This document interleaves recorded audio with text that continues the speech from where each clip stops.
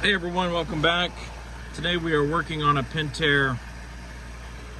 Let's see, this is a Minimax. I'm gonna do this one hand if there's not any room here. Minimax NT, we're getting ERR and it says service. 9 times out of 10 when you get ERR, it does it because it's not reading the temperature. So let me reset the heater. As it goes through its startup, the first thing it needs is to read the temperature, and then it will go to light. But because it's not, then that tells us that there's something wrong with the temperature probe. It is this little yellow line. It plugs in on the front header and intake manifold. You can see it here. This is it.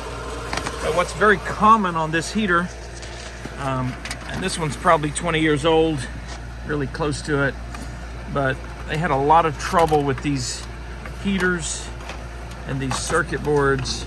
Sorry, I'm trying to do this one-handed. And these circuit boards would fail, and this is where that temperature sensor plugs in, right here. Got that off. I'll show you that. As you can see in the end of it, there's some rust.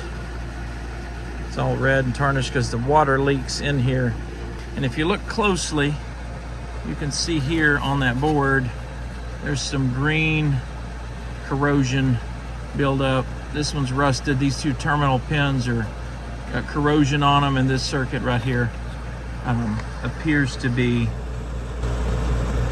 can see the green, yeah, R67. Looks like it's been smoked.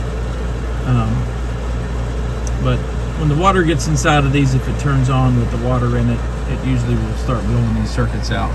But so this one's going to need a new board, and that should fix it right up. Thanks for watching.